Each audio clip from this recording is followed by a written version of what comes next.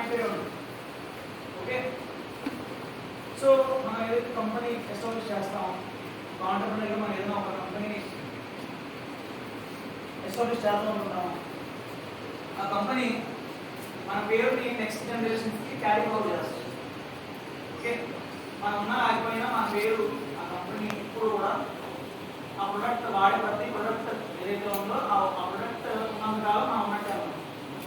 కాబట్టి ఆంటర్‌ప్రెన్యూర్స్గా ఖచ్చితంగా ఇండియాలో బోనస్ స్కోప్ ఉంది. ఓకే,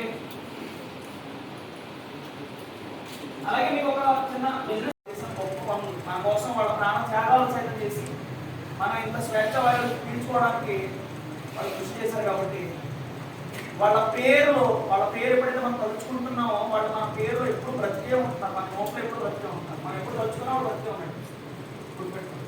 వాళ్ళు చనిపోయి చాలా సంవత్సరాలు అయింది, కానీ మనం ఎప్పుడైతే వాళ్ళ పేరు తలుచుకుంటున్నామో వాళ్ళు చాలా గొప్పడు కదా, వాళ్ళ చిరంజీవి అయితే కావాలి కదా, ఎంత గొప్పడైనా ప్రతి ఒక్కరికి డెత్ అనేది అనివార్యమే. కానీ డెత్ అయిన తర్వాత మంచి బ్రతకచ్చు. వాళ్ళు సంపాదించిన పేరుతో even after death we can exist. ఆ ఎగ్జిస్టెన్స్ రావాలంటే ఏదో ఒక పని చేయాలి. మా సివిల్ ఇంజనీరింగ్లో జోసెఫ్ ఆస్పర్డ్ ఉన్నాడు. జోసెఫ్ ఆస్పర్డ్ ఇస్ ఎ మ్యాష్, తాపీ మేస్త్రి, సాధారణమైన తాపీ మేస్త్రి. యూకే యునైటెడ్ కింగ్డమ్లో పుట్టినటువంటి జోసెఫ్ ఆస్పర్డ్ ఆయన ఒక సాధారణమైన తాపీ మేస్త్రి. Mash He had born on 1824. 1824లో ఇంగ్లాండ్లో జన్మించాడు. జోసెఫ్ ఆస్పర్డ్ ఆయన ఒక సిమెంట్ కనుగొన్నాడు, ఆర్టిఫిషియల్ సిమెంట్. దాని పేరు పోర్ట్లాండ్ సిమెంట్ అని పెట్టాడు. ఆయన పేరు ఈ రోజు నేను 1824లో ఎగ్జిస్టెన్స్లో ఉన్న వ్యక్తిని ఈ రోజు నేను 2024లో మాట్లాడుతున్నానంటే 200 ఏళ్ల తర్వాత ఆయన ఇన్వెన్షన్ చేసిన వస్తువు మనకి ప్రాముఖ్యత, దాని ప్రాముఖ్యత వల్లే కదా ఆయన గురించి మాట్లాడగలుగుతాం. So he had took a patents on Portland slag cement. His family is getting patents.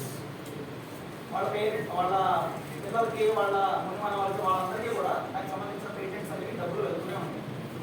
If you invent it is very useful for the society. ఆ పేటెంట్స్ తీసుకుంటే మనకి ఆ పేటెంట్స్ ఎప్పుడు వస్తూనే ఉంటాయి, డబ్బులు వస్తూనే ఉంటాయి. నిరంతరం దాని మీద మనం మన ఫ్యామిలీ వాళ్ళకి జనరేషన్స్ వాళ్ళకి డబ్బులు ఆ ప్రతి ప్రొడక్ట్ మీద దాన్ని కొన్న ప్రతి ప్రొడక్ట్ ఏదైతే మనం ఇన్వెంట్ చేసామో అది అమ్మే ప్రతి ప్రొడక్ట్ మీద మనకి డబ్బులు వస్తూనే ఉంటాయి.